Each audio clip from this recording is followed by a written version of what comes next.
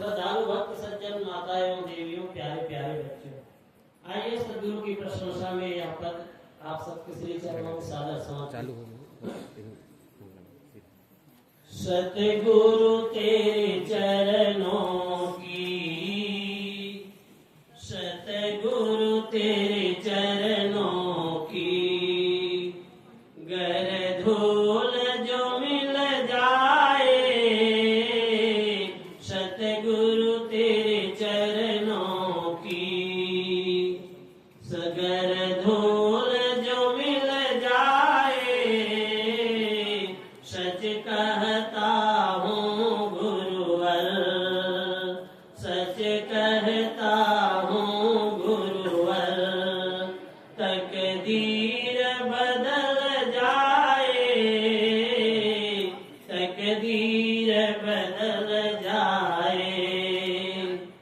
सुनते हैं तेरी रहमत, दिन रात बरसती है, सुनते हैं तेरी रहमत, दिन रात बरसती है,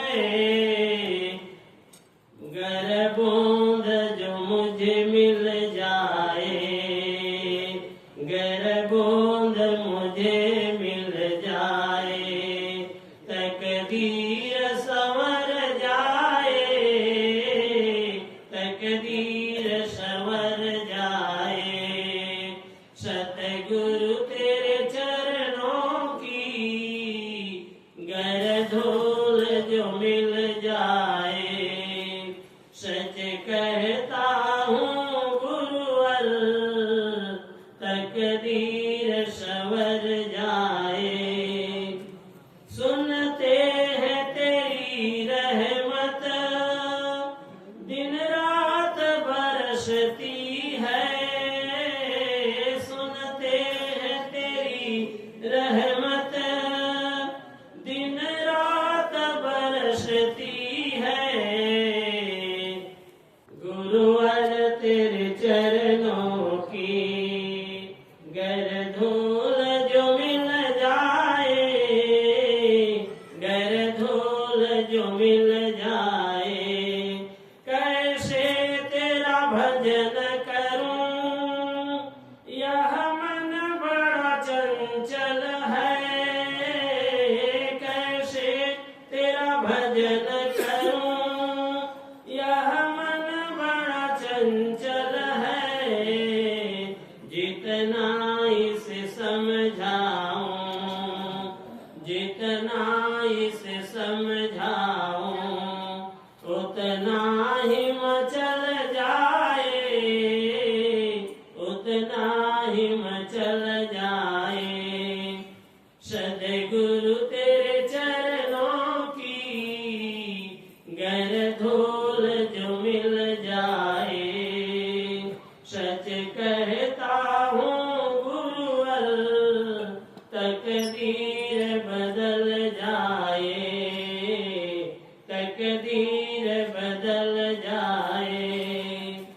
सद्गुरु इस जीवन में बस एक तमन्ना है, सद्गुरु इस जीवन में बस एक तमन्ना है, तुम सन्मुख हो मेरे, तुम सन्मुख हो मेरे, मेरा दम ही निकल जाए, मेरा दम ही निकल जाए।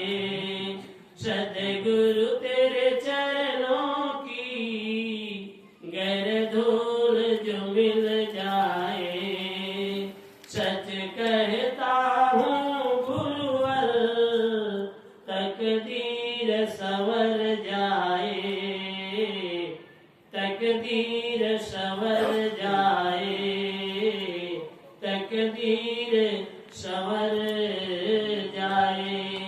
बोलिए सद्गुरु देव की जय। श्री कबीर धर्म मंदिर चियनपुर अयोध्या से पधारे हुए पूज्य श्री साहेब जी, विभिन्न आश्रमों से पधारे हुए पूज्य संत जन, सम्माननीय भक्त सज्जनों एवं भक्तिमती माता बहनों,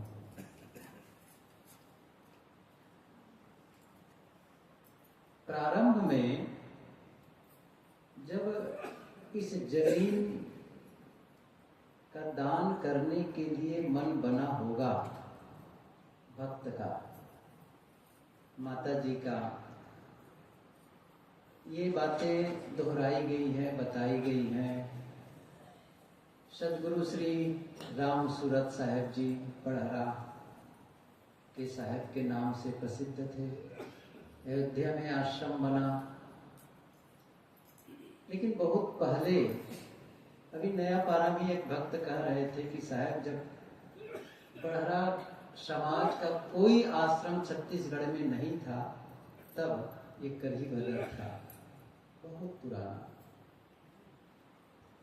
और उसके मन में सपना रहा होगा कि यहाँ संत निवास करें और भक्तों का आना हो, सत्संग का माहौल बने, सबको लाभ मिले और इस पूरे क्षेत्र के लिए यह जो आश्रम है वह वरदान स्वरूप बने। शायद उनके मन में एक विचार रहा होगा। आज वो, अब तो शरीर नहीं रह गया, लेकिन कोई चमत्कार घटे और वो आकर के देखने लगे तो उनको कितनी प्रसन्नता होगी। शायद इस दृश्य के बारे में वो खुद भी नहीं सोचे रहे होंगे। संत रहने लगे, सद्गुरु की छाया मिली, सद्गुरु का आशीर्वाद मिला, संतों का आना जाना हुआ और भक्तों का सहयोग मिला। देखिए, केवल जमीन दे देना तो पर्याप्त नहीं था। जमीन के बाद में कुछ रहने जैसा बनाना भक्तों के सहयोग से हुआ। तो वो भक्त लोगों का सहयोग, लेकिन केवल आश्रम बन जाए इसने मात्र से तो काम नहीं बनेगा। जो रहेंगे उनके खाने पीने की व्यवस्था और भी चीजें होती हैं। मान लो बिजली बिल पटाना हो तो फिर कहां से आए? कुछ खेत भी था, है भी, लेकिन वो खेत की आमदनी कितनी होती है ये तो यही लोग जानेंगे। लेकिन इतना तो सच है कि उस खेत की आमदनी मात्र से इस प्रकार की व्यवस्था, ऐसा आयोजन नहीं हो सकता है। लेकिन यहाँ जितने बैठे हैं उन सब भक्तों का सबसे पहला सहयोग तो है वैचारिक, कि यह कार्यक्रम हो। फिर है आर्थिक, नहीं मेरी ओर से ये, जैसे आज की भंडारा की बात है तो बैठे हैं हल्दी के हमारे बहुत पुराने सम्माननीय श्री सखाराम जी, और उनके पिताजी को भी मैं देखा हूँ, उनके बड़े भाई को भी देखा हूँ।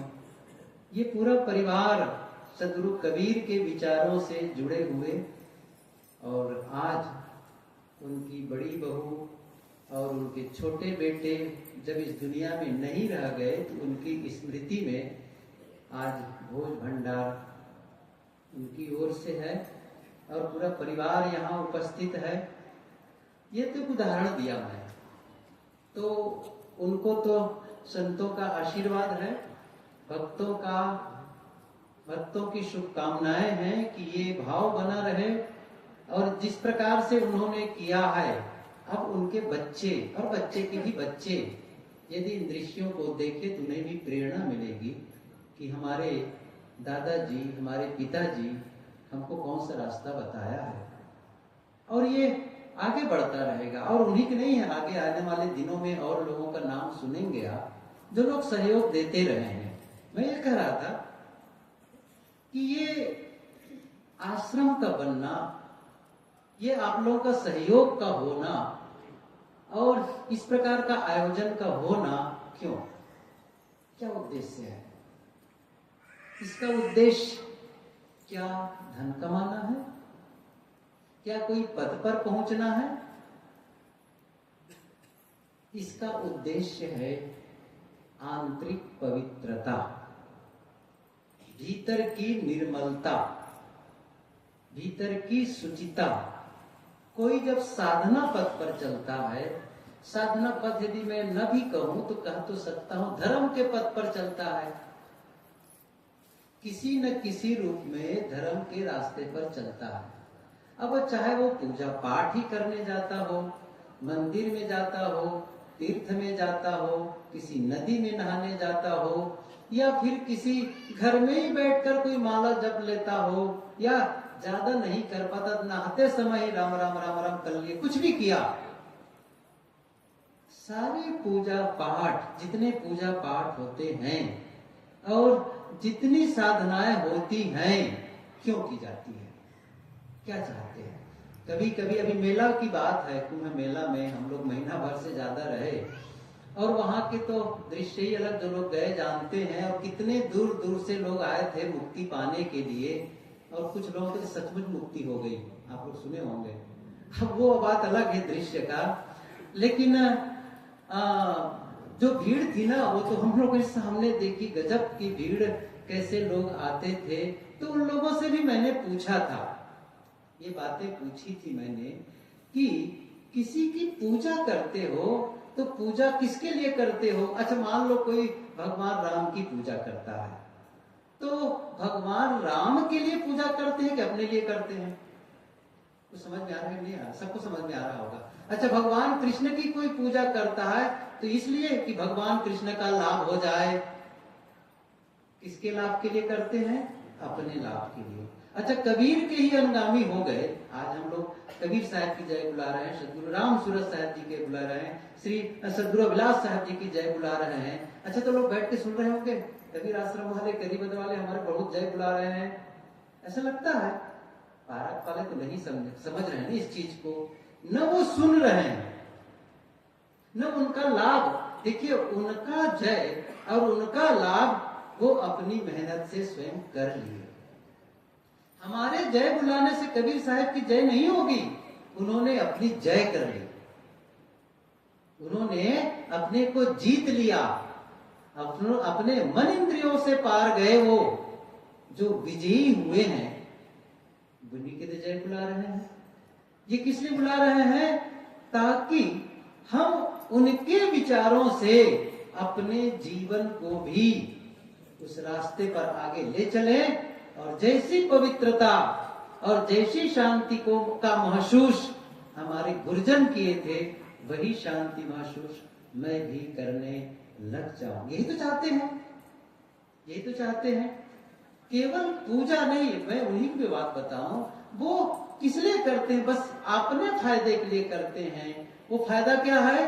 वो फायदा है जितना हम भीतर से शांत और शुद्ध होते चले जाएंगे, उतना क्या होगा? देखिए, आध्यात्मिक कमाई होगी ये, और आध्यात्मिक पथ पर जब आगे बढ़ने लगते हैं तो उसका प्रभाव कहाँ आता है? उसका प्रभाव आता है आपके दैनिक जीवन में। ये बातें हम सुनते हैं कि व्यवहार की पवित्रता के बिना परमार्थ नहीं बनता। मैं उसके किसी पक्ष विपक्ष में नहीं हूं, लेकिन मैं जहां तक समझता हूं, हमारा व्यवहार जो बिगड़ता है ना, वो अध्यात्म के अभाव में है, साधना के अभाव में है। जैसे कोई साधना पथ पर आगे बढ़े, कोई भजन करना शुरू करे, कोई पूजा उपासना करना शुरू करे, तो उसका संकेत क्या मिलेगा? इसका मतलब है उसका मन कोमल हो रहा है, उसका मन कोमल हो रहा है। मन कठोर बना हुआ है। पूजा कैसे? जब हम मंदिर में जाते हैं तो कितने विनम्र होते हैं, या जब मंदिर ना जाकर नहीं जाते हैं तो सत्संग में आए, चलो अभी संत मिले होंगे। अभी मैं देखा एक संत जा रहे थे, एक माता जी बस पैर को छूने जाए, झुके ना, विनम्रता आई ना। कहीं भी मिले, अभी देखो जैसे सत्संग पूरा होगा लोग बंदगी करने आएंगे, पूरी तरह से सरेंडर कर देते, पूरी तरह से समर्पित। कितनी विनम्रता! ये क्या कर रहे हैं? मंदिर में जाकर के, आश्रम में जाकर के आप किसकी कमाई कर रहे हैं? किसकी कमाई कर रहे हैं? विनम्रता की कमाई कर रहे हैं, विनम्रता की। और जो ज्ञान मिला उसके आधार पर धैर्य और सहनशीलता। घर में बैठे और बैठते ही 5 मिनट के अंदर आपके सामने भोजन आ गया, लगभग। सही कि नहीं? ऐसा होता है कि जनरली आप लोगों को पता ही है। जैसे घर वाले ने पानी दी, घर वाली जो देवी जी है, चलो भोजन के लिए आप बैठे और 5 मिनट से ज्यादा उतने समय भोजन आ गया आपके सामने। यहाँ कितना समय लगता है भोजन देने में आपको? आप बैठने के बाद में, समझ रहे हैं ना? अभी भोजन पारस भी हो गया है, रुको रुको रुको, बंदगी होगी तब खाएंगे। किसकी परीक्षा हो रही है? धैर्य की, है ना?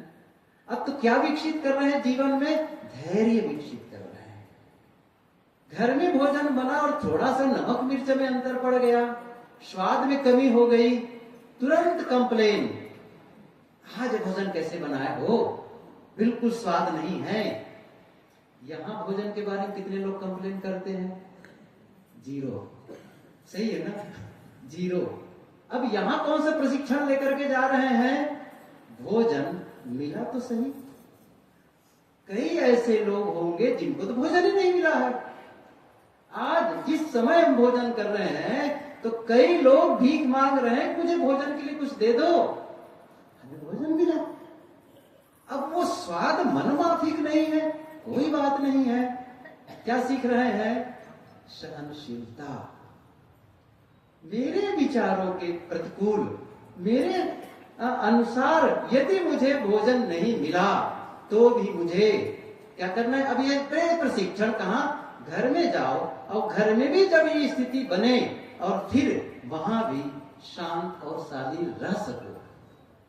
अच्छा, इसी के लिए मतलब है ये नहीं कर पाए, यहां तो चुप रहे, यहां तो विनम्र हो गए और वहां जाकर के दरोगा जी बन गए, वहां जाकर के हल्ला मचाने लगे।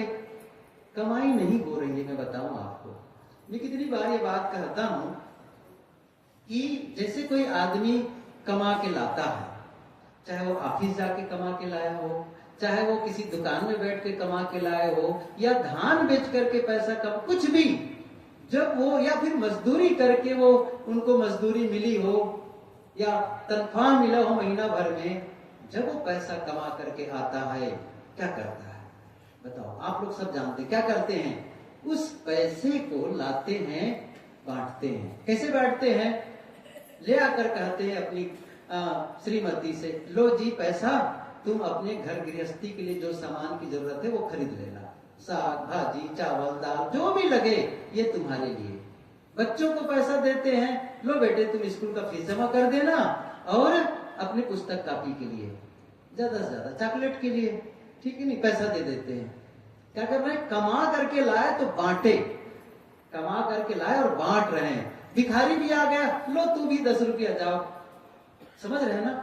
आपने कमा के लाया है, संपत्ति कमाई है, लोगों में बांट रहे हैं। अब जब आध्यात्मिक संपत्ति आप यहां आकर कमाते हैं, सत्संग में आकर के क्या कमाते हैं बताइए? यहां जितने लोग बैठे हैं, मुझे भरोसा है किसी के घर में खाने की कमी नहीं है, कोई कमी नहीं है। यहां तो इसलिए भोजन कर लेते हैं कि सुबह से आए हैं, देर तक के भोजन करना है, ठीक है, लेकिन उद्देश्य भोजन नहीं है, आध्यात्मिक कमाई। और यही तो आध्यात्मिक कमाई है जो मैं कह रहा हूं। क्या कह रहा हूं? जब आप झुकते हैं, विनम्रता की कमाई करते हैं, शालीनता की कमाई करते हैं, कोई चिल्लाते नहीं। मैंने कहा ना, प्रतिकूल परिस्थिति आई, भोजन बढ़िया नहीं मिला, रहने की जगह नहीं मिली, बैठने की जगह, सब घर बढ़िया सोफा, सही है ना, बढ़िया बैठने की जगह होती है, हम लोग जाते हैं सोफा देते हैं, हम लोग जाते हैं सुंदर बिस्तर लगाते हैं। आप लोग आए हैं तब कहाँ वो बिस्तर मिलने वाला है, कहाँ वो बढ़िया कमरा, सेपरेट कमरा, शायद ये आपके लिए कमरा है, ये कमरा है, देखिए। और हम लोग जब जाते हैं नहाने धोने के लिए, बाथरूम खाली है, बाद में नहा लेंगे, आप नहा लीजिए। कितना सम्मान, आप लोगों को व्यवस्था है नहीं वो सारी चीजें। इसके बावजूद मन में कोई कंप्लेन नहीं है, कोई शिकायत नहीं है। ये क्या हो रहा है? प्रशिक्षण, प्रशिक्षण, इसका लाभ लेना है। एक सूत्र बताऊं आप लोगों को, वो सूत्र क्या है? अच्छे के लिए बुरा एक प्रशिक्षण स्थल है। मैं फिर से दोहरा रहा हूं और इसको बताता हूं। अच्छे के लिए बुरा एक प्रशिक्षण स्थल है। इसका मतलब है जब कुछ बुरा हो रहा हो, अच्छा ना हो रहा हो, अब उस समय आपको अवसर है उस गलत सिचुएशन से, किसी गलत व्यक्ति के व्यवहार से, अब आपके पास में एक अवसर मिला है। क्या? भीतर के जो सद्गुण है ना, उसे निकालने की, भीतर की पवित्रता है उसे निकालने की। जैसे अभी कोई आ जाए और ऐसे शब्द बोल दे जो अनसुहाता हो, कटु बोल दे, कुछ भी बोल दे, और अब ये अवसर क्या आ गया, वो बुरा हुआ ना। अब वो बुरा किसके लिए प्रशिक्षण? सर अच्छे के लिए। अब वो जो बुरा है वो क्या कर रहा है? भीतर मेरा धैर्य है, क्षमा है, उस सद्गुण को बाहर निकालने के लिए वो एक प्रकार से वो उत्तेजक का काम कर रहा है। लेकिन हम लोग क्या करते हैं? उस बुरे के साथ में बुरा करना शुरू कर देते हैं। उसने यदि कटु कहा, हम डबल कटु कह देते हैं। अवसर क्या था? अवसर था उस बुरे के साथ में भला करना, लेकिन चुप गए। और कितनी बार चुपते हैं काम, चुप गए। मैंने क्या कहा? अच्छे के लिए, और ऐसे ही करके आप अच्छा बन जाते। कोई भी थर्ड पर्सन बैठ खड़े होकर देखता, देखो उसने कितना कटु बोला, इसके बावजूद इन्होंने शांति से उत्तर दिया। उनको अच्छा लगा ना, उनको भी अच्छी सीख मिली। और जब आप शाम को जाते और याद करते, उसने इतना कटु कहा लेकिन मैं अपने धैर्य को बनाए रखा, आपको कैसा लगता बताओ? अच्छा नहीं लगता? वो जो सुगंधी है ना भीतर की, वो जो महसूस, वो जो फीलिंग है ना, उसी को तो शांति कहते हैं, उसी का आनंद का अनुभव कहते हैं। एक छोटा सा कपड़ा मिल जाए आपको, आनंद आ गया। कितनी देर तक आनंद आएगा? क्या हो जाएगा उससे? लेकिन ये जब बार बार करते हैं, एक बार किए, दो बार किए, चार बार किए, ऐसे ही आपके एक प्रकार से पैटर्न बन गया, एक आदत सी बन गई। जानते हो आपने किसको उद्घाटित कर लिया जीवन में, किसको बाहर निकाल लिया जीवन में? धैर्य को, क्षमा को, विनम्रता को। ये जो सद्गुणों का विकास यहां आकर के जो हम करते हैं ना, क्या आपके घर में कोई रिश्तेदार आए या आप किसी रिश्तेदार के घर जाएंगे, क्या इस प्रकार की बातें होती है? नहीं होती है। वो बातें जो संत बताते हैं, ना आपके रिश्तेदार बताएंगे, ना आपके परिवार के लोग बताएंगे, ना आपके मित्र बताएंगे। वो लोग आएंगे, आपके परिवार के लोग या रिश्तेदार आएंगे, क्या पूछेंगे? कहो भैया कैसे हालचाल? हाँ सब ठीक है। खेती बाड़ी का समाचार? हाँ धान पान ऐसा है। और बाल बच्चे, किसकी शादी हो गई, किसकी नहीं हुई, किसकी नौकरी लगी, किसकी नहीं हुई, अच्छा शादी हो गई, कहाँ कहाँ शादी हुई, सारी इंक्वायरी चलती है। सही नहीं है? मतलब एक स्तर, एक लेवल है। इस लेवल के अंदर ही केवल व्यवहारिक चर्चाएं हो गई। कोई शायद ही पूछता हो, भैया आपका मन प्रसन्न रहता है? कोई पूछता है? आपका मन शांत रहता है? कोई तनाव तो नहीं किसी बात को लेकर के? और यदि तनाव बता भी दे तो क्या उनके पास समाधान की क्षमता है? नहीं है क्षमता। ये चर्चाएं नहीं होती है। मैंने सुना बुद्ध काल में, बुद्ध के समय पनघट में भी महिलाएं जब पानी भरने जाती थी तो एक दूसरे से पूछती थी, आप ध्यान करती हो? और जो कहते हैं कि नहीं मैं साधना नहीं करती, एक दूसरा शब्द है उसके लिए है, तो मैं ध्यान नहीं करती, साधना नहीं करती, तो वो दूसरी महिला कहती छी छी छी, ये ध्यान भी नहीं करती है। एक सोचो ये बात, अब ये इतनी घटना घटी, लेकिन उनकी चर्चा आती शास्त्र में उनके, तो आपस में भी जब मिलते थे तब भी कुछ साधना की बातें, कुछ कल्याण की बातें, कुछ पवित्रता की बातें कर लेते थे। और आज चुनाव की बातें होंगी, राजनेताओं की बातें होंगी, तमाम अखबार और टीवी में जो आपने खुराक ली है ना सुबह से, उन सारी चीजों को उगलते रहते हैं एक दूसरे के। अच्छा, वो भी इकट्ठा किया है, वो अवसर ढूंढ रहा है, कहां बताऊं कहां बताऊं, वो तो खुल रहा है ना बिना बोले, बताना है। तो जब तक नहीं बताएंगे तो ऐसा लग रहा है अपच न हो जाए। अब वो बाहर बता रहा है, सब तरफ से कचरा, कैसा जीवन है कचरा वाला। ये देवियों के देख लो, कभी कभी घर में काम पूरा हो गया, जैसे ठंडी का मौसम है, कोई मौसम ऐसा है घर का काम खत्म, अब खाली हो गए। अब वो सड़क पहले ऐसा ज्यादा होता था, अभी भी कुछ होता होगा, क्या करते हैं बाहर निकल गए, चौरा में बैठ गए, उधर से 2 महिलाएं आएंगी, उधर से आगे, उधर से सब टीम खड़ी हो गई। फिर चर्चा किसकी होती है सबको पता है। अभी बताऊंगा तो मैं क्या बताना चाहता हूं, यही तो करते हैं, उसकी बहू वैसी है, उसकी सास वैसी है, उसका दामाद वैसा है, उसका बेटा वैसा है, यही तो चर्चा करते हैं, सही है ना। सब अपने अपने घर के कचड़े को बाहर वहां डाल रहे हैं एक दूसरे के अंदर में। कचड़ा जहां इकट्ठा होगा वहां सुगंधी आएगी, वहां पवित्रता आएगी। कौन बदलेगा इसको, सोचो, इस व्यवहार को कौन बदलेगा। लेकिन साधना यदि लक्ष्य हो, अध्यात्म लक्ष्य हो, और आप यदि गतिमान हो, तब ये सोचेंगे उसने जो कुछ कहा है ना वो मेरे मन में चला गया, अब वो चल रहा है, अंदर अंदर विचार चल रहा है और ये मुझे अशांत कर रहा है। अब क्या करेंगे, नहीं मैं अशांति नहीं चाहता हूं, इसलिए इन चर्चाओं में शामिल नहीं होना है मुझे, क्योंकि वो जो चर्चा अंदर आकर के मुझे परेशान कर रहे हैं। क्योंकि जो चित्त का विषय होता है वह चिंतन का विषय होता है, इस बात को समझें। क्या कहा मैं, जो चित्त का विषय होता है वह चिंतन का विषय होता है। चित्त का विषय अर्थात या तो आप देखें, या तो आप सुने, या आप स्वाद लिए, या आप सूंघे, या इस पर किसी माध्यम, ज्ञान इंद्रियों के माध्यम से जो भी आप इनपुट कर रहे हैं वो क्या हो रहा है, चित्त का विषय।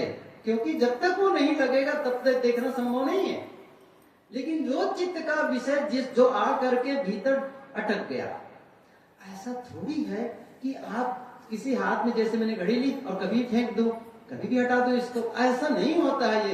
ये नियम नहीं है जीवन का। क्या होता है, जैसे यहाँ आप लोग बैठे हैं, दृश्य देखे, जो शब्द बोला जा रहा है सुने, भोजन में जो स्वाद मिला वो देखे, सब कुछ किए। अब क्या घर चले जाएंगे तो भूल जाएंगे, भूल जाएंगे। आप चाहेंगे तो भी नहीं भूलेंगे। हटो यहां से, मत आओ कहीं बदर की याद। जितना आप कहेंगे ना मत आओ कहीं बदर की याद, उतना वो आएगा, उतना आएगा वो। मैंने कहा जो चित्त का आपका विषय हुआ वो आपका चिंतन का विषय बन जाता है। और कहीं आपने गलत विचार सुना है, हत्या के विचार, हत्या का दृश्य देखा है, हत्या के बारे में सुना है, अच्छा बाहर नहीं गए देखने के लिए, आजकल टीवी में देख लो, देखते ही है लड़ाई झगड़ा मार काट वाला। टीवी की बात अब पुरानी हो गई। क्या हो गया है आजकल, सबके हाथ में टीवी है, सबके हाथ में मोबाइल है और सब प्रकार के चैनल है। भगवान, सारे चैनल हाथ में है। लड़ाई झगड़ा वाला देख लो, मार काट वाला देख दो, अश्लील दृश्य, कमाल की बातें हैं।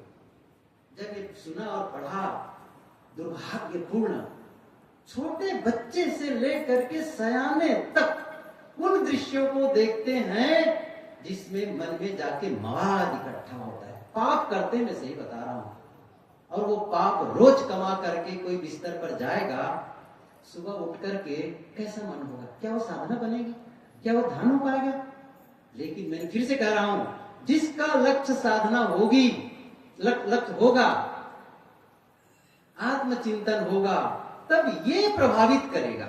ये आपका जो व्यवहार है ना, ये प्रभावित करेगा। अशांत फीडबैक मिला, अब क्या करना है? यही सीखना है।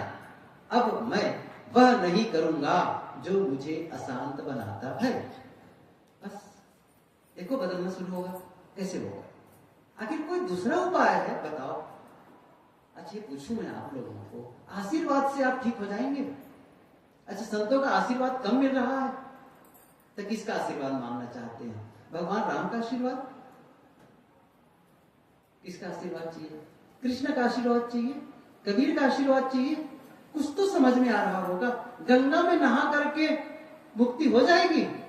मैं एक छोटी सी बात बताऊं। भीष्म पितामह के नाम सुने हैं महाभारत में? भीष्म पितामह किसके पुत्र थे? सबको पता है, गंगा पुत्र। समझ रहे हैं ना? भीष्म पितामह किसके पुत्र थे? गंगा पुत्र। समझ रहे हैं ना? गंगा पुत्र। क्या गंगा पुत्र भीष्म पितामह का पाप काट पाई गंगा? वो कितने दिन तक सर के बाण की सैया पर थे? समझ रहे ना? अब गद्दा नहीं, बाण चुभ रहा था कंटिन्यू, प्राण नहीं निकल रहे थे। क्या वो पाप काट पाई गंगा? अपने ही बेटे की पाप नहीं काट पाई और आपको पाप काट देंगे? चलो इस विषय को भी छोड़ देता हूं, फिर कभी बताऊंगा। अभी मैं दूसरी बात कह रहा था। हम जो एक सूत्र कहा था, अच्छे के लिए बुरा एक प्रशिक्षण स्थल है। ये कुछ बातें मैंने कही। यहां आते हैं, कौन सी कमाई कर रहे हैं आप?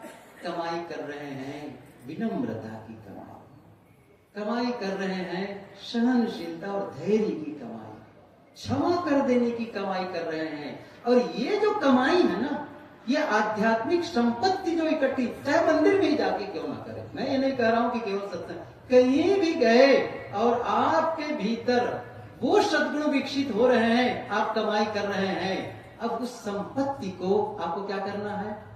आप तनख्वाह मिलने पर जब आते हैं, कमा करके लाते हैं, तो क्या बताया ना, बांटते हैं, अपनों में बांटते हैं। समझ रहे हैं ना? अपनों में बांटते हैं, जरूरतमंदों के बांटते हैं।